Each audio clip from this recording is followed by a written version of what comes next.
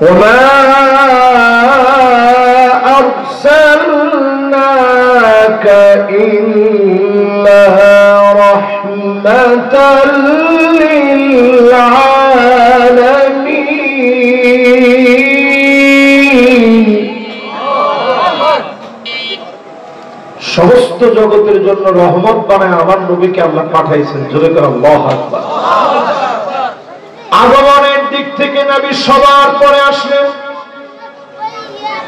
সম্মানের দিক থেকে সাইয়্যিদুল আম্বিয়া আনা সাইয়্যিদু ওয়ালাদি আদম, সমস্ত নবীদের সাইয়্যিদ নবীজিকে আল্লাহ বানায় দিলেন।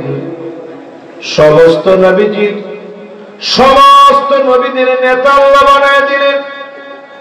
আনা সাইয়্যিদু ওয়ালাদি আদম أو ولد آدم وما من نبي يومئذ آدم فمن سواه إلا تحت لوائي আল্লাহর নবীর সামনে জান্নাতে একটা ব্যানার থাকবে, সব নবীরা নবীজির এই ব্যানারের নিচে সমবেত হবে। নবীজিকে এত সম্মান যিনি দিয়েছেন, সম্মানিত যিনি করবেন তিনি কে? নবী দুনিয়া আসলেন ইতিম হয়ে, দুনিয়া আসলেন ইতিম হয়ে। আলাম ইয়াজিদকা ইতিমান ফাআওয়া, ইতিম হয়ে নবী দুনিয়া আসলেন। ইতিম হওয়ার পরে ইতিম মানুষকে আশ্রয় দিয়ে আল্লাহ পাক বড় বানায় দিলেন, সম্মানিত বানায় দিলেন। সব নবীদের নবী হিসাবে যিনি কবুল করলেন তিনি কে? নবী চাইলে হওয়া যায় না, নবী চাইলে কেউ হতে পারে না। নবীদেরকে আল্লাহ তাআলা নির্বাচিত করেন। নবীরা মাসুম। জোরে বলেন নবীরা কি মাসুম? আল্লাহ নবীকে আল্লাহ পাক কেমন ভাবে বানালেন, দুনিয়াতে পাঠালেন। নবীজির কাঁধ মুবারকের মাঝখানে কাযিররিল হাজারা, কবুতরের ডিমের মতো খতমে নবুয়তের সিলমোহর ছিল। আল্লাহ নবী শেষ নবী হিসাবে আগমন করলেন। আল্লাহ পাক বুঝায় দিলেন, মা কানা মুহাম্মাদুন আবা আহাদিন মির রিজালিকুম ওয়ালাকিন রাসূলুল্লাহি وخاتم النبيين। সব নবীদের পরে আসার পরে কাযিররিল হাজারা, কবুতরের ডিমের মতো খতমে নবুয়তের সিলমোহর আল্লাহ তাআলা দিয়ে দিলেন। নবীজির কাঁধ মোবারকের মাঝে খতমে নবুয়তের সিলমোহর ছিল। খ্রিস্টান পাদ্রী বাহিরা দেখে অবাক হয়ে গেল, ইনি শেষ নবী। চাচা আবু তালেব এত দূর সফর করতে গিয়ে সিরিয়ায় যাবে, সফর বাদ দিয়ে তিনি চলে আসলেন। ভাতিজার নিরাপত্তার জন্য চলে আসলেন। ছোটবেলা থেকেই নবীজিকে যিনি মায়াধারী বানায় দিয়েছেন তিনি কে? নবীজিকে দেখলেই মায়া লাগতো। ছোটবেলা থেকেই এমন আল্লাহ বানায় দিয়েছেন। চাচা যাচ্ছেন সফরে, বাণিজ্যিক সফর, ব্যবসা বাণিজ্যের ক্ষেত্রে মানুষ নিজের সন্তানের কথাও শোনে না। সেইখানে যখন আল্লাহ নবী গিয়ে দাঁড়ায় বলেন, ইলা মান তাকিলুনি, চাচা আপনি কার কাছে আমারে রেখে যাচ্ছেন? আমার বাপ নাই, মা নাই, কার কাছে রেখে চলে যাচ্ছেন? চাচা বললেন, লা আতুরকুকা আবাদা, জীবনে কোনদিন আর তোমারে রেখে যাব না। সেই দিন থেকে নবীজিকে আদর করে আগলে রাখতেন। ব্যবসার সব লাভ বাদ দিয়ে নবীজিকে নিয়ে সেই জর্ডান থেকে ফিরে আসলেন। সিরিয়া যায় নাই, একা একা চলে আসলেন। আল্লাহর নবীর নিরাপত্তার কথা চিন্তা করে ফিরে আসলেন। ছোটবেলা থেকে এত সম্মান নবীজিকে যিনি দিলেন তিনি কি? আমার নবীর সিরাতটা এমন, ওয়া ইন্নাকা লাআলা খুলুকিন আযীম। এই আযীম শব্দের ব্যাখ্যা এমন, সমুদ্র মহাসমুদ্র পরিমাণ যদি আপনি পরিমাণ করেন, আল্লাহ নবীর চারিত্রিক সৌন্দর্য গুণে শেষ করতে পারবেন না। একটা উটের চোখে নবীজি পানি দেখলেন, আল্লাহ নবী বুঝে ফেললেন উটটা অনেক কষ্টে আছে। নবীজি ডাক দিয়ে বললেন, এই উটের দায়িত্ব কার হাতে? একজন সাহাবী বললেন, ইয়া রাসূলুল্লাহ, আমি উটটার দায়িত্ব পালন করি। নবীজি ডেকে আনলেন, ডেকে বললেন, আফালা তাত্তাকিল্লাহ ফি হাযিহিল বাহিমা আল্লাতী মাল্লাকাকাল্লাহু ইয়া। এই উটের ব্যাপারে কি জবাব দেওয়া লাগবে না? আপনি উটটারে কষ্ট দেন কিন্তু খাবার দেন না। এই উটের ব্যাপারে তোমাকে আল্লাহর সামনে দাঁড়াতে হবে। একটা উটের ব্যাপারে যদি আল্লাহর সামনে জবাব দেওয়া লাগে, জনগণের ব্যাপারেও যার সামনে জবাব দেওয়া লাগবে তিনি কি? কুল্লুকুম রাঈন ওয়া কুল্লুকুম মাসউলুন আন রাঈয়াতিহি। সবাই দায়িত্বশীল, দায়িত্বের ব্যাপারে জিজ্ঞাসিত হওয়া লাগবে, জবাবের সম্মুখীন হওয়া লাগবে। দায়িত্বের ব্যাপারে প্রত্যেককে সচেতন হওয়া লাগবে। আমার নবী, বিশ্ব নবী, নবী কুলের সম্রাট এমন ভাবে দায়িত্ব পালন করলেন। এরপরে ইন্তেকালের আগে নবীজি বললেন, মান কানাত মিন কিবালি মাযলামা, কারো উপরে যদি সামান্য কোনো জুলুম করে থাকি, ফালিয়াক্তাস মিন্নি, আমার কাছ থেকে প্রতিশোধ নিয়ে নাও। ক্বাবলাল কিসাসি ইয়াউমাল কিয়ামা, কিয়ামতের দিন আল্লাহ প্রতিশোধ নেবে। ওই প্রতিশোধের আগে আজকে প্রতিশোধ নিয়ে নাও। সাহাবায়ে কেরামের ভিতরে কান্নার রোল পড়ে গেছে, সবাই কান্নাকাটি শুরু করছে। ইয়া রাসূলুল্লাহ, আপনি আমাদের ব্যাপারে এত সজাগ, এত সচেতন ছিলেন, আপনি কোন জুলুম আমাদের উপরে করেন নাই, নিজে না খেয়ে আমাদেরকে খাইয়েছেন, আদর সোহাগ ভালোবাসা দিয়েছেন, আপনি কোন জুলুম করেন নাই। নবীজি আল্লাহকে সাক্ষী রেখে বলেছেন, আল্লাহুম্মা শাহাদ, আয় আল্লাহ আপনি সাক্ষী হয়ে যান, কারো উপরে কোনো জুলুম করি নাই। দাওয়াতি কাজ আমি পুঙ্খানুপুঙ্খানুরূপে আদায়ের চেষ্টা করেছি। দাওয়াত আল্লাহর হাবিব দিয়েছেন, নবীজি একা একা দাওয়াত দিয়েছেন, আবার খোঁজ খবর নিয়েছেন। পরিপূর্ণভাবে, চূড়ান্তভাবে যিনি কবুল করেছেন তিনি কে? দিনের দাওয়াতের বেশ কিছু স্টেপ আছে। وَإِذْ يَمْكُرُ بِكَ الَّذِينَ كَفَرُوا لِيُثْبِتُوكَ أَوْ يَقْتُلُوكَ أَوْ يُخْرِجُوكَ। ও নবী, তারা আপনাকে বন্দী করে ফেলবে। নবীজির বন্দী করছে কিনা? শিয়াবে আবি তালেব, জোরে কোন জায়গায়? কোরআনে আল্লাহ আয়াত নাযিল করেছেন সূরা আনফালের ভিতরে, ও নবী তারা আপনাকে বন্দী করে ফেলবে। এটা নবীজির সিরাত থেকে আমাদের শোনা দরকার। নবীজিরে বন্দী করা হবে, বন্দী করা হয়েছে শিয়াবে আবি তালেব। গাছের পাতা খাইছেন,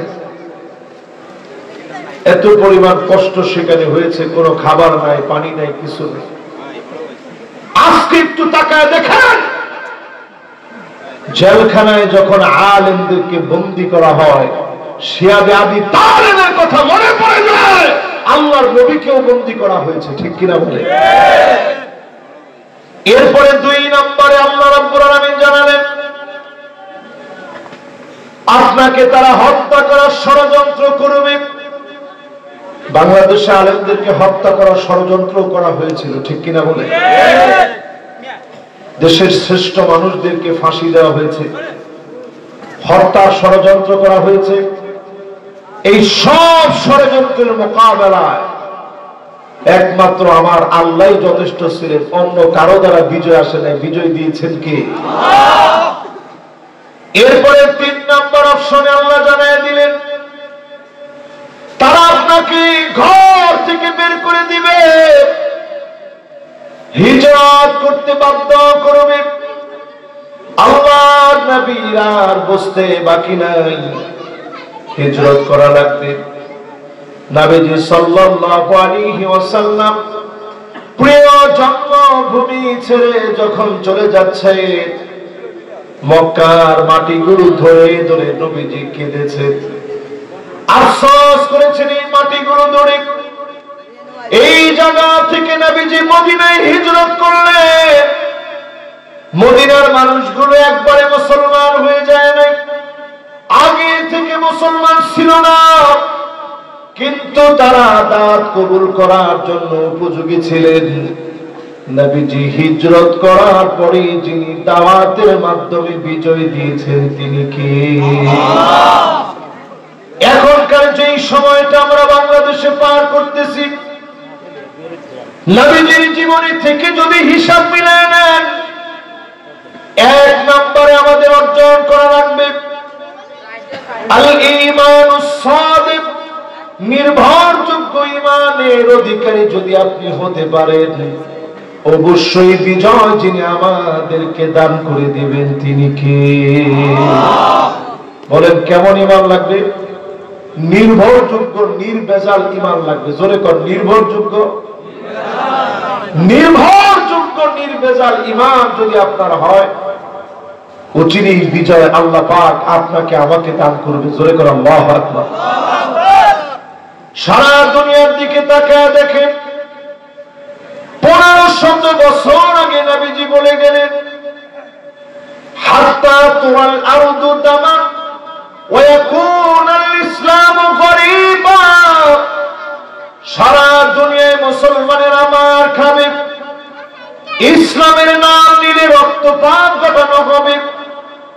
আপনি দুনিয়ার দিকে নজর করে দেখেন, 2 কোটি মানুষ আজকের রাতেও মার খেয়ে যাচ্ছে, মুসলমান হওয়ার কারণে মারতেছে। 20 কোটি মানুষের মাথার উপরে ছাদ নেই, 20 কোটি মানুষ ঘরবাড়িহীন হয়ে গেছে। তার মানে আজকেও আপনি মার খাচ্ছেন শুধুমাত্র দিনের কারণে, ইসলামের কারণে। এই মার খাওয়ার পরে অবশ্যই যিনি মুসলমানদেরকে ভুলে যাবেন না তিনি কে? অবস্থা এমন হবে মুসলমানদের, নবীজি যা যা বলে গেছেন একটু মিলায় দেখেন নবীজির সিরাত থেকে, অবস্থা এমন হবে মুসলমানদের। সংখ্যায় মুসলমানরা অনেক হবে কিন্তু মার খাবে। আজকের পৃথিবীতে প্রায় 200 কোটির কাছাকাছি মুসলমান। কত মুসলমান? অথচ আপনি চিন্তা করেন সেই ইয়ারমুকের যুদ্ধে মুসলমান ছিল মাত্র 36,000, রোম সম্রাটের সৈন্য ছিল 2,40,000। বেশি কি তারা না আমরা? তো তারা এত বেশি হওয়ার পরেও যখন খালিদ বিন ওয়ালিদ আগে থেকে জানাইছে যে আমরা কিন্তু আসতেছি, ছোট্ট একটা দাওয়াত নিয়ে আসতেছি। কি দাওয়াত? আসলিম তাসলাম। বলেন আসলিম মানে ইসলাম গ্রহণ করো তাহলে শান্তি পাবো। এই ছোট্ট দাওয়াত নিয়ে আসতেছি, যদি দাওয়াত গ্রহণ করেন তাহলে কোনো মারামারি কাটাকাটি কিছু নাই, না হলে আপনাদের এই দম্ভ অহংকার ভেঙে যাবে। রোম বলে আমরা এই অহংকারকে মেনে নেব না, আমরা নবীজির সাহাবী, আমরা কাউরে ভয় করি না। জোরে করে আল্লাহু আকবার। সাহাবায়ে কেরাম চলে গেলেন খালিদ বিন ওয়ালিদের নেতৃত্বে। ইয়ারমুকের প্রান্তে প্রাণান্তক লড়াই হবে মুসলমানদের সঙ্গে। রোম সম্রাট চিঠি লিখেছে চীনের সম্রাটের কাছে, কিছু সৈন্যবাহিনী পাঠান, খালিদ বিন ওয়ালিদ ৩৬,০০০ সৈন্য নিয়ে আসতেছে। কত হাজার? একটা চিঠির ভিতরে দেখেন কি স্পিরিট মুসলমানের ছিল। মুসলমান খালি জানাইছে যে আমরা আসতেছি। রোম সম্রাট চীনের কাছে চিঠি লিখছে যে ভাই যেমনি হোক আমাদেরকে বাঁচা, বিশাল সৈন্য নিয়ে মুসলমান আসতেছে। অথচ আমাদের চাইতে তারা 2,40,000 আর 36,000, তাহলে তারা বেশি কত? 2,04,000 লোক তারা আমাদের চাইতে বেশি। তারপরে সবচেয়ে পরীক্ষিত তারা, সেই সময়ের পরাশক্তি তারা, বর্তমান আমেরিকার মতো শক্তিধর ছিল তারা। এরা চিঠি লিখছে যে যে করেই হোক কিছু সৈন্যবাহিনী পাঠান চীনের কাছে। চীন আগে থেকেই এরকম চালাক ছিল, উল্টা চিঠি লিখছে ইন্না কওমান মা'a খালিদ বিন ওয়ালিদ, খালিদ বিন ওয়ালিদের সঙ্গে যারা আসতেছে এরা মুসলিম। লাউ আরাদু ইয়াখলা আল জাবাল লাখলাউ, এই মুসলমানেরা যদি পাহাড়ের দিকে তাকায় বলে পাহাড় তুমি সরে যাও, এক মুহূর্তের ভিতরে পাহাড় সরে যাবে। জোরে করে আল্লাহু আকবার। মুসলমান একটু হিম্মত নিয়ে চিন্তা করেন তো দেখি, ৩৬,০০০ সেই সময়ের সৈন্যবাহিনী লড়তে গেছে 2,40,000 সাথে। চীনের সম্রাট মুসলমান না, সেও বিধর্মী, কিন্তু সে চিঠি লিখে বলছে যে মুসলমানরা এমন এক জাতি, এরা যদি পাহাড়কে লক্ষ্য করে বলে পাহাড় সরে যাও, পাহাড় সরে যাবে। জোরে করে আল্লাহু আকবার। আজকে সেই ঈমান আমাদের নাই, ঈমানুস সাদিক অর্জন করতে পারি নাই। নবীর জীবনে ঈমানুস সাদিকের দাওয়াত দিয়েছেন, নির্ভরযোগ্য ঈমানের দাওয়াত দিয়েছেন। আজকে যদি আমি আপনি নির্ভরযোগ্য ঈমানের অধিকারী হই, আজকের এই মাহফিল থেকে যিনি কবুল করবেন তিনি কে? আল্লাহ। 2 নম্বর একজন সাহাবীর ঘটনা শুনেন। সাদ বিন মুআয ইসলাম গ্রহণ করলেন 30 বছর বয়সে। আওয়াজ করে বলা লাগবে কত বছর বয়সে? 30 বছর বয়সে যখন তিনি ইসলাম গ্রহণ করলেন সাদ বিন মুআয, উনি নজর করে দেখেন সাহাবায়ে কেরাম নবীজির সামনে। ওই মুহূর্ত থেকে তিনি নবীজির সঙ্গী হওয়ার পর থেকে পিছু ছাড়ে না, সব জায়গায় সাথে সাথে যায়, মাসআলা মাসাইল শিখে নবীজির কাছ থেকে সংরক্ষণ করে। সাদ বিন মুআয 30 বছর বয়সে কালেমা পড়ছেন, ইন্তেকাল করছেন 36 বছর বয়স। তাহলে হায়াত পাইছেন ইসলাম গ্রহণের পরে কয়দিন? মাত্র 6 বছরে সাদ বিন মুআয আল্লাহর কাছে এত দামি হয়েছে, ইসলাম মানার কারণে এত দামি হয়ে গেছে।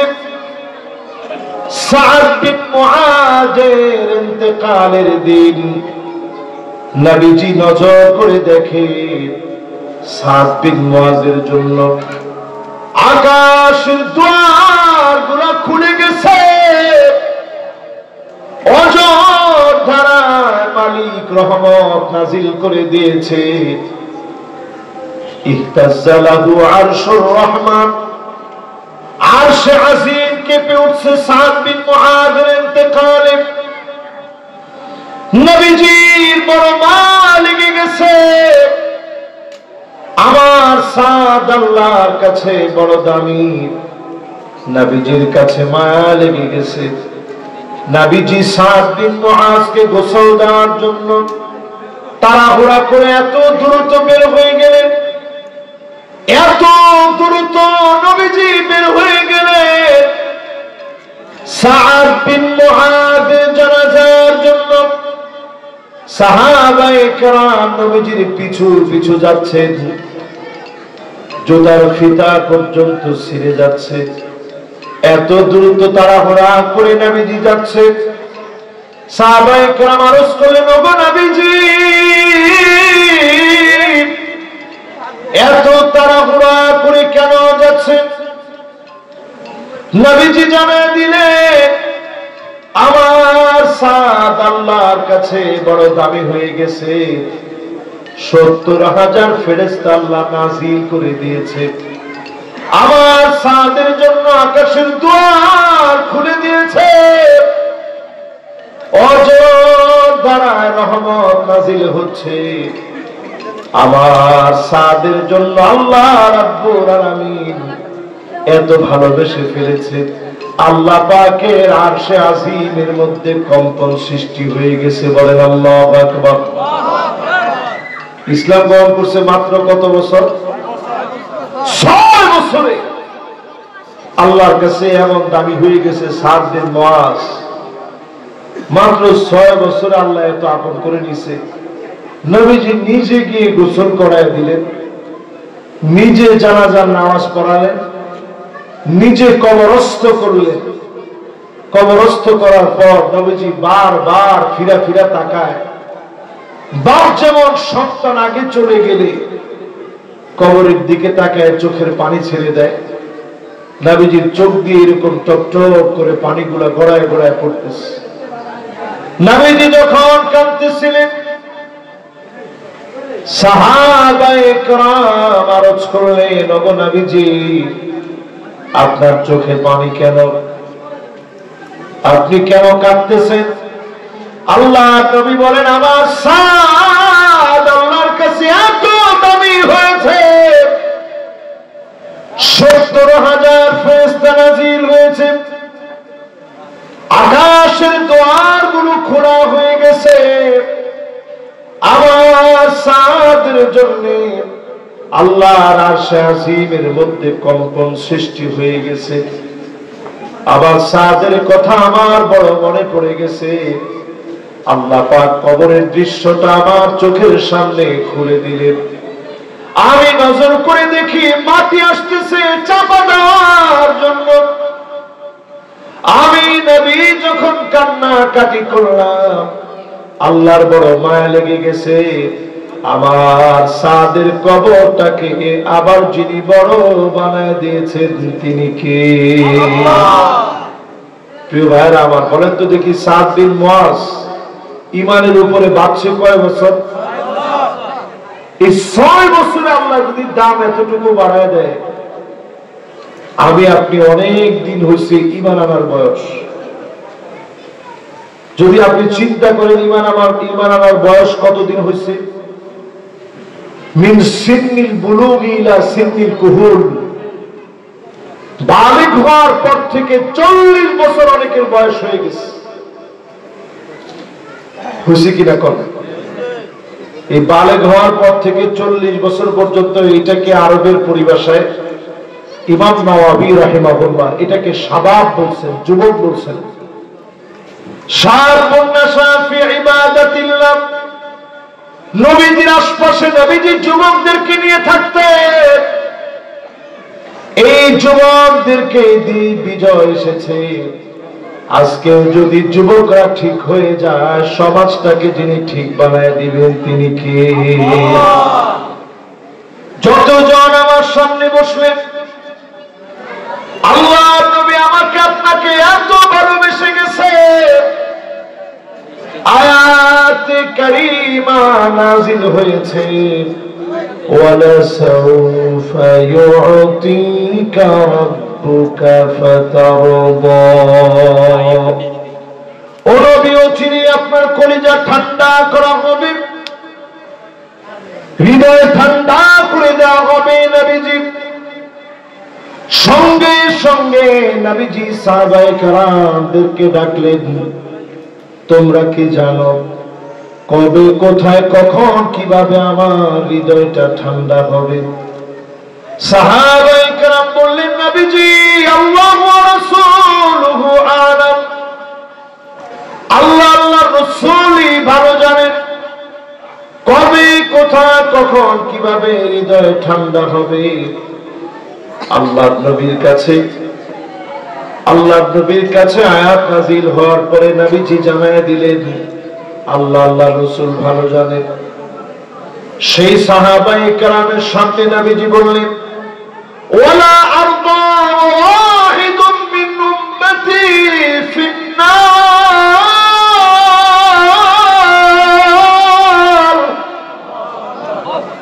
আমার একজন উম্মত যদি জাহান্নামের আগুনে জ্বলে, কঠিন কালেও হৃদয় ঠান্ডা হবে না যতক্ষণ না আমার ওই উম্মতটাও আল্লাহর জান্নাতি না হবে। ওই উম্মতটা যতক্ষণ জান্নাতি না হবে, হৃদয় ঠান্ডা হবে না। নবীজির হৃদয় তখন ঠান্ডা হয়ে যাবে যখন নবীজির সব উম্মতদেরকে আল্লাহ পাক মাফ করে জান্নাতি বানায় দিবে। জোরে কোন আল্লাহু আকবার। এবার আমি এক এক করে 10টা হাদিস বলি, বাকি যে সময় আমার হাতে আছে 10টা হাদিস আপনাদেরকে আমি শোনাই। আপনারা নিজে একটা একটা করে হিসাব করেন আর চিন্তা করেন নবীজির আসলে কি আমরা উম্মত হতে পারছি কিনা। 1 নম্বর হাদিস শুনেন, ফামান রাদিবা আন সুন্নতি ফালাইসা মিন্নি। এটা 1 নম্বর হাদিস। নবীজির সুন্নাত থেকে যারা মুখ ফিরায় নেয় তারা নবীর উম্মত হতে পারে না, ঠিক কিনা বলেন? ঠিকটা যে কইলেন পুরাপুরি জোরে সোরে কর না, একটু মোহাম্মত নিয়ে কর, কথা ঠিক নেই। এবার আমি আপনাদেরকে আরেকটা প্রশ্ন করি, যারা ঠিকও বললেন এই মাহফিলেও বসলেন,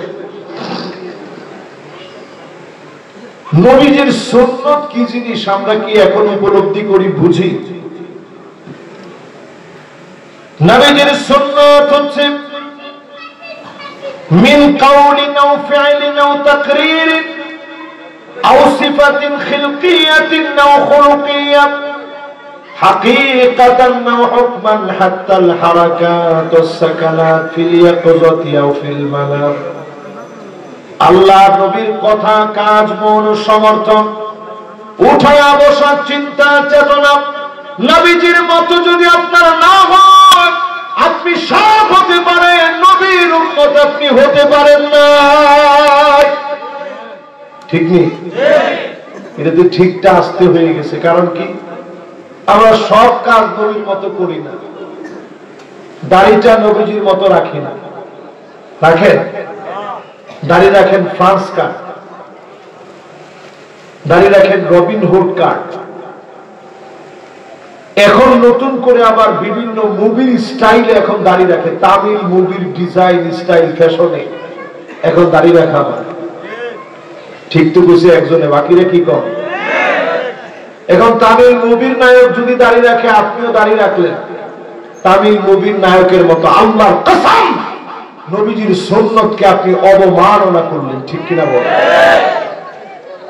নবীর উম্মত দেখবেন হাতের ভিতরে ট্যাটু আঁকে, হাতের ভিতরে ব্যাসলাইট পরে, বুড়ু প্লাগ করে, কানের ভিতরে দুল পরে। হাদিসের মধ্যে নবীজি বলেছেন, শিবরান বিশিবরিন, বিগত অমুসলিমদেরকে অনুসরণ করবে। এখন পুরোপুরি অনুসরণ চলে আসছে। এটা শয়তানের সাইন সিম্বল, দাজ্জালের সিম্বল। এটা এই 2 আঙ্গুল। এখনকার দেখবেন যুব সমাজ অধিকাংশই এই 2 আঙ্গুল দেখায়। এটা শয়তানের শিং। এই শয়তানের শিংয়ের পর্যন্ত পূজা করা হয় এই 2 আঙ্গুল দেখি। এক চোখকে এখন প্রমোট করা হয়, এক চোখের ট্যাটু আঁকা হয়। এই ট্যাটু গুলো এখন মুসলমানের সন্তানরা আঁকে। তার মানে বোঝা যায় আমরা নিজেরা নবীজির উম্মত দাবি করি, কিন্তু নবীজির সুন্নাত মানি না, ঠিক কিনা বলে? এই জন্য আল্লাহর কাছে আমাদের দোয়াগুলো কবুল হয় না। ফিলিস্তিন মার খায় কেন? আমার আপনার জন্য মার খাচ্ছে। আজকে যদি আমি আপনি ঐক্যবদ্ধ থাকতাম নবীর সুন্নতের উপরে, সারা দুনিয়ার ভিতরে অল্প যত মুসলমান আছে 200 কোটি রাখতো না, এর চাইতে অনেক কম সংখ্যক মুসলমানকে দিয়ে অবশ্যই যিনি বিজয় দিয়ে দিতেন তিনি কে? তাহলে প্রথম এটা গেল। এক নাম্বার হাদিস, নবীজির সুন্নাত আমরা অধিকাংশ লোক মানি না। দুই নাম্বার হাদিস শুনেন প্রিয় ভাইরা আমার, মান লাম ইয়ারহাম সগীরানা ওয়া লাম ইউক্কির কাবীরানা ফালাইসা মিন্না। ওই লোকটা নবীর ধর্মভুক্ত উম্মত নয়। ছোটদেরকে যে লোকটা স্নেহ করে না, মায়া করে না, ভালোবাসা দিয়ে ছোটদেরকে যে ডাকে না, বড়দেরকে যিনি সম্মান করে না, বড়দেরকে সম্মান করা লাগবে, ছোটদেরকে আদর করা লাগবে। আল্লাহ নবীর ভিতরে চরিত্র ছিল সব সময়। নবীজি যায়েদ বিন হারেসা পালক পুত্র হয়ে আসলেন, মা বাপ নিতে আসছেন, নবীজি কাছ থেকে যেতে চায় না, সারাটা জীবন ধরে নবীজির কাছে কাটায় দিয়েছে। মওতার প্রান্তে গিয়ে শহীদ হয়েছে, এর আগ পর্যন্ত নবীজির কাছে ছিলেন। যার দিন বিদায় নিয়ে বারবার নবীজির চেহারার দিকে তাকায় তাকায় গেছে, আর বারবার বলতেছিলেন এই দেখা জীবনের শেষ দেখা হয়ে যাবে। এই যে মহব্বত নবীজির মনে ছিল যায়েদ বিন হারেসার জন্য, হযরত আনাসের জন্য, আব্দুল্লাহ বিন মাসউদের জন্য, আব্দুল্লাহ বিন আব্বাসের জন্য, আব্দুল্লাহ বিন ওমরের জন্য, ছোট ছোট সাহাবীদের জন্য নবীজির আদর ভালোবাসা ছিল। যেই মজলিসে নবীজি বয়ান করতেন, ছোট্ট ছোট্ট সাহাবীরা বসতেন, নবীজি আদর দিতেন। অথচ আমাদের মসজিদে ছোটরা গেলে অনেক মুরব্বীরা খেপে যায়। ঠিকঠাক আসতে বলছি, জোরে কর, ঠিক নেই? নামাজের সালামটা ফিরাতে দেরি, এমনি কই কিরে তোর বুঝ জ্ঞান হয় না কেন? না কোনটাই কইছে, না কইছে একজন বাড়ি থেকে, না হুজুর বুঝ জ্ঞান হয়েছে তো আমার। এখন একটু চিন্তা করেন, এই যে ছোট বাচ্চারা আমাদের আদরে, ওরা যদি একটু 19-20 বলেও ওদেরকে আপনি ধমক দিন। আরব দেশে গিয়ে দেখেন, আমি তুরস্কে গেছি, ওমানে গেছি, সব জায়গায় আমি দেখছি ছোট বাচ্চারা নামাজের সময় ডিগবাজি খেলতেছে। কোন নামাজের ভিতরে তো ইমাম সাহেব কোনো বকা দেয় না, কোনো মুরব্বীও কোনো বকা দেয় না। এই প্রজন্ম যদি এখন নামাজে না যায়, সামনের প্রজন্ম এমন হবে তারা নামাজ চিনবে না, ঠিক কিনা বলে? তাহলে নবীজির উম্মত যারা ছোটদেরকে দিবেন আদর, বড়দেরকে করবেন সম্মান, এটা নবীজির অনন্য আদর্শ, অনন্য চরিত্র। 2 নাম্বার হাদিস শোনাইলাম, এবার 3 নাম্বার হাদিস শুনেন। মান লাম ইয়ারিফ লিআলিমিনা হাক্কাহু ফালাইসা মিন্না। নবীজি বলেন, সে আমার দলভুক্ত হতে পারে না যে আমার আলেমকে সম্মান করে না, সে আমার দলভুক্ত উম্মত হতে পারে না, ঠিক কিনা বলে? এবার একটু আপনি মিলায় দেখেন। আমি আজকে নিয়ত করছিলাম বিগত সরকারকে নিয়ে কিছু বলা দরকার নেই। 16 বছর যারা ছিলেন এরা আলেমদেরকে এত সম্মান করেছে। এদেশের শ্রেষ্ঠ সন্তান মুফাসসিরদের অনন্য রাহবার, যিনি এই অঙ্গনকে সাজিয়েছেন, সুন্দর করে আমাদেরকে শিখিয়েছেন, আল্লামা দেলওয়ার হোসেন সাইদি রহমতুল্লাহ আলাইহি। 13টা বছর উনি জেলখানায় ছিলেন। তোমরা যদি আলেমদেরকে চিন্তা, আজকে তোমাদের এত বড় পদস্খলন হতো না, ঠিক কিনা বলো? আজকে তাদের এত বড় পদস্খলন কেন? এত বড় পদস্খলন এত বড় হয়েছে এই জন্য, আমার তো মনে হয় কেউ এই সরকারকে নামাইতে পারতো না, শুধু নামাইতে পেরেছে কারণ তারা আলেমদের হক বুঝে নাই, ঠিক কিনা কর? আজকে যিনি এখানে আলোচনা করবেন হযরত মাওলানা মুফতি কাজী মুহাম্মদ ইব্রাহিম হাফিজাহুল্লাহ, উনি একজন সহজ সরল একেবারে গবেষক একজন আলেম, বিজ্ঞ প্রাজ্ঞ একজন আলেম দ্বীন। ওনার মতো আলেম জেলখানার মধ্যে ছিল। ওনার মতো আলেমকে জুলুম করা হয়েছে, ঘর থেকে উঠায় নিয়েছে। উনি কোন রাজনীতি করে না, তারপরে ঘর থেকে উঠায় নিলেন কেন? শুধুমাত্র ইসলামের কারণে ওনাকে অ্যারেস্ট করা হয়েছে, জেলখানায় নেওয়া হয়েছে, পরীক্ষার সম্মুখীন করা হয়েছে। এই সবটাই প্রমাণ করে যারা আলেমদের বিরোধী তারা সব হতে পারে, নবীর উম্মত তারা হতে পারে নাই। ঠিক কিনা বলেন? আমি এই জন্য সবাই দোষী না, যারা সাধারণ মানুষ আছে বোঝার চেষ্টা করেন। আপনি যদি এরপরেও তাদেরকে সুপারিশ করেন, আল্লাহর আদালতে আপনি জবাবদিহিতার সম্মুখীন হবেন। আল্লাহর আদালতে জবাবদিহিতার সম্মুখীন হওয়া লাগবে ওই লোকদের যারা সমর্থন করবেন। নবীজির হাদিসটা সামনে রাখেন আর তাকান জসিমউদ্দিন রহমানের দিকে, যার জীবনের সব সময়গুলো তারা নষ্ট করেছে, ওনার জীবনটাকে ধ্বংস করে দিয়েছে। দিনের পর দিন ওরা কারাগারের ভিতরে ওনাকে আটকে রেখেছে। ঠিক কিনা বলে? মামুনুল হক সাহেব সহ, মুফতি আমির হামজা সাহেব সহ সবাই রাখলো। এই যে দিনের পর দিন আলেমদেরকে টর্চার করলো, আপনি একটু তাকায় দেখেন। আমার কাছে মনে হয় একটা কারণ আজকে তাদের এই পদস্খলন, আজকে তাদের এই একেবারে ফেরারি জীবনের অনন্য কারণ শুধু আলেমদের উপরে জুলুম নির্যাতন। ঠিক কিনা বলে? এটা গেছে আমার 3 নাম্বার হাদিস। 4 নাম্বারে প্রিয় ভাইরা আমার, যতজন আজকের মাহফিলে বসলেন, মান আতাকা হিনা আও আররাফান ফাসাদ্দাকাহু বিমা ইয়াকুল ফাকাদ কাফারা বিমা উনজিলা আলা মুহাম্মদ সাল্লাল্লাহু আলাইহি ওয়াসাল্লাম। কেউ যদি মনে করে গণক যা বলবে সত্য বলেছে, কেউ যদি মনে করে গণকের কথাগুলো সত্য, অথবা যে লোকটা তাবিজ দিল তার কথা সত্য, অথবা যে লোকটা আংটি বিক্রি করলো তার কথাগুলো সত্য, ফাকাদ কাফারা বিমা উনজিলা আলা মুহাম্মদ সাল্লাল্লাহু আলাইহি ওয়াসাল্লাম, ওই লোকটা সরাসরি কুফরি করে ফেললো। আল্লাহর নবীর কোরআনের সঙ্গে ঈমান হারা হয়ে গেলে, গণকের কথা যদি বিশ্বাস করেন ঈমান চলে যাবে, নবীজি জানায় গেলেন। যদি আপনি নবীর উম্মত হন, কোন গণক টনকের কথা বিশ্বাস করা যাবে? জোরে কোন? কয় নাম্বার হাদিস শুনাইলাম এখন? আচ্ছা, এই 4টা আপনি একটু এলাকার মধ্যে, সমাজের মধ্যে মিলাই দেখেন, 4টার এখন আমাদের বাস্তবায়ন আছে না নাই?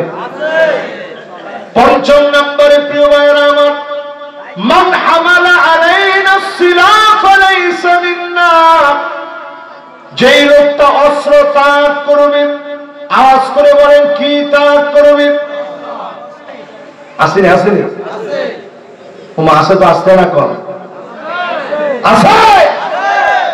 অস্ত্র ত্যাগ করে যারা সন্ত্রাসী কর্মকাণ্ড করে, চাঁদাবাজি, চিন্তা, রাহাজানি করে, তারা সব হতে পারে, নবীর উম্মত হতে পারে না। নবীজির পরিষ্কার হাদিস আপনাদেরকে একটু শোনাইলাম। মনের মধ্যে কষ্ট লাগেননি? না কষ্ট লাগলে মনের এখনই করবেন, যদি উম্মত হতে হয় সন্ত্রাসী করা যাবে, যদি উম্মত হতে হয় গুন্ডামি করা যাবে না, যদি উম্মত হতে হয় অস্ত্র ত্যাগ করে চাঁদাবাজি করা যাবে না। ঠিক আছে নি? এটা কয় নাম্বার বললাম? 5 নাম্বার। এবার পরেরটাতে চলেন, 6 নাম্বার শুনে। নবী আলাইহিস সালাতু ওয়াস সালাম বলেন, সেই সময় নবীজি জানা গেলেন, আজ থেকে 1500 বছর আগে নবীজি জানা গেলেন, আমার উম্মতের ভিতরে এমন উম্মত আসবে, যেই উম্মতেরা শিবরান বিশিবিরিন বিগত মুসলিমদেরকে মানবে, তারা আমার উম্মত হতে পারে না। মান তাশাব্বাহা বিকওমিন ফাহুয়া মিনহুম, যে যারে অনুসরণ করবে তার দলভুক্ত হবে। আজকে একটু চিন্তা করে, কার দলভুক্ত আপনি হলেন? অধিকাংশ মুসলমান নামে মুসলিম মনে করে, অধিকাংশ মুসলমানের এখন 5 ওয়াক্ত নামাজের দিকে যায় না, 5 ওয়াক্ত নামাজ নিজে পড়ে না, পড়ার দাওয়াতও দেয় না। ঠিক কিনা বলে? আচ্ছা, নামাজ যে মুসলমান পড়ে না, ওই মুসলমানকে আসলে নবীর উম্মত হইতে পারে? এটা আপনি এখন বুঝবেন না, বুঝবেন সেই দিন যেদিন চক্ষুটা বন্ধ হয়ে যাবে। মানুষ দেখবে সামনে গুটগুটে অন্ধকার, সেই অন্ধকারের সময় হঠাৎ করে বাতি জ্বলে উঠবে। লোকটা সেদিন বলবে, কে গো তুমি? বাতি কোত্থেকে আসলো আজকে? জানালা হবে নূরুন ওয়া বুরহানুন ওয়া নাজাত। আমি তোমার জন্য আলো হয়ে কবরের মধ্যে চলে গেলাম, সাক্ষী হয়ে তোমার জন্য দাঁড়ায় গেলাম, প্রমাণ হয়ে তোমার জন্য দাঁড়ায় গেলাম। আল্লাহর সামনে সেদিন নামাজ সাক্ষী হয়ে দাঁড়ায় যাবে। নামাজীদের জন্য সেদিন সাক্ষী দিবে অবশ্যই যিনি নামাজীদেরকে মাফ করে দিবেন তিনি কে? আর যেই লোকটার নামাজ নাই, নামাজ পড়ে নাই, বেনামাজি, সমাজের ভিতরে বেনামাজি মদখুরের চাইতে নিকৃষ্ট। আওয়াজ করে বলেন, মদখুরের চাইতে কে কে? কিন্তু 5 জন লোক যদি এই এলাকায় মদ খেয়ে মারা যায়, এই সংবাদ ঢাকা পর্যন্ত পৌঁছাইতে সময় লাগবে কতক্ষণ? এই কয়েক সেকেন্ডের ভিতরে মোবাইলে চলে আসবে, আহারে সোনাইমুড়িতে 5 জন মরে গেছে মদ খায়। কিন্তু 5 জন বেনামাজি যদি মরে যায়, এই সংবাদ কারো কাছে যাবেই না, বরং মানুষ এলান করবে কেমন ছিল আর লোকেরা বালা আসিল। আর কিছু কিছু লোক তুই কিরম ছিলি একটু পরে না বুঝবি, কি জিজ্ঞাসা তোর কথা? এই কথা জিজ্ঞাসা করা সম্পূর্ণরূপে নিষেধ, হারাম। আনতুম শুহাদাউল্লাহি ফিল্লাহ, এমনি লোকেরা জমিনে আল্লাহর সাক্ষী। লাশটা যাওয়ার সময় জিজ্ঞাসা করা লাগে না, মানুষ মন থেকে বলে আহারে লোকটা বড় আল্লাহওয়ালা ছিল, লোকটা বড় নামাজি, বড় ভালো মানুষ ছিল। আনতুম শুহাদাউল্লাহি ফিল্লাহ, জমিনে আপনার আল্লাহর সাক্ষী। আপনাদের ভোটে যেমন মানুষ নির্বাচিত হয়, আবার আপনাদের সাক্ষীর কারণে যিনি মাফ করে দিবেন তিনি কে? তবে আদায় করা সাক্ষী না। কেমন ছিল? বালা আছিল, এই সাক্ষী না। ও মানুষ কবরের দিক দিয়ে যাওয়ার সময় এমনি কেউ আহারে লোকটা কত ভালো ছিল, আল্লাহ তুমি মাফ করে দিও, এই কথাটা কম মাত্র আল্লাহ কেউ যা তার আমল নামায় দেখ কি কি আছে, নামাজ ঠিক আছে নি? আল্লাহ ঠিক আছে। কিছু ঘাটতি থাকলে আল্লাহ কেউ হাল মিন তাতাওয়া, তার কি নফল গুলো আছে? কইছে যে হ্যাঁ আল্লাহ নফল কিছু নামাজ পড়ছে, ঠিক আছে অসুবিধা নেই, দিয়া তারে মাফ করে দিই। জোরে করে আল্লাহু আকবার। যার জীবনে নামাজ নাই, লাইসা লাহু নূরুন ওয়ালা বুরহানুন ওয়ালা নাজাত, যার জীবনে নামাজ নাই ওই লোকটার জন্য কোনো সাক্ষী নাই, কবরের ভিতরে কোনো আলো নাই। কবরটা এমন গুটগুটে অন্ধকার হয়ে যাবে, কবরটার ভিতরে এমন অন্ধকার হয়ে যাবে, সেদিন লোকটা আল্লাহর সামনে এমন ভাবে ধরা পড়ে যাবে, কবরের ভিতরে কোনো সাক্ষী কোনো প্রমাণ তার পক্ষে থাকবে না।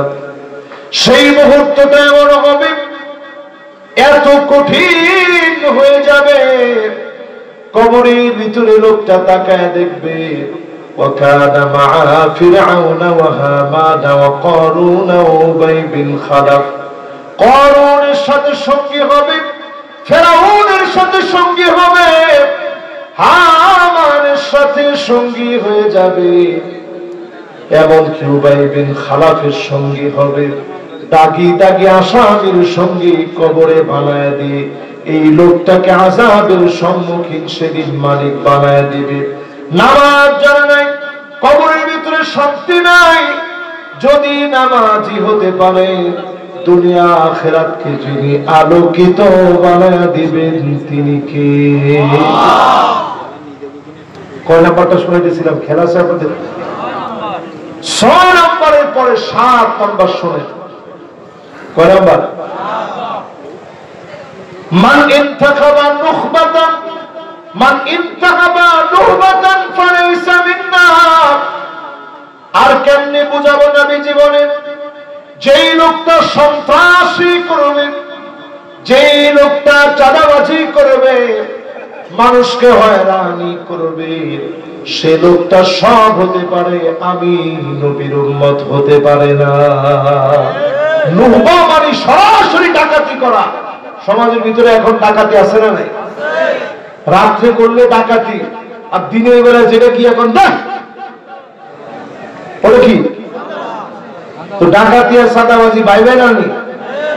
এক মারফেটের আপন দুই বেলা নি? একটা রাজ্য একটা দিনে ডাকাত তো তারপরে একটু সরল লজ্জা পায়, আর রাত্রে আসে, তাক দুনিয়াত কেউ আমার না ছিল না দেখো। আর জিজ্ঞাসা সাদাবাজ সে সরাসরি জনসম্মুখে এখন মাস্ক পরে আসে, কারণ সিসিটিভি ফুটেজ সব জায়গায় থাকে, সিসি ক্যামেরা সব জায়গায় রেডি, এই জন্য মাস্কটা লাগায় আর কি। ইতিরও কোনো সরম নাই, ইতিরা বুক ফুলায় গুণা করে। ঠিক কিনা বল? গুণা করছেন আপনি, বুক ফুলায় করেন না। গুণা করেছেন নিজের অপরাধী বলে মনে করেন। আল্লাহ অনেক বড় অন্যায় করে ফেলেছে, গুনাহ করে ফেলেছি। গুনার পাহাড় যত বড় হোক, গোপনে গোপনে গুনাহ করছে, গোপনে গোপনে ক্ষমা চেয়ে ফেলেন, যিনি মাফ করে দিবেন।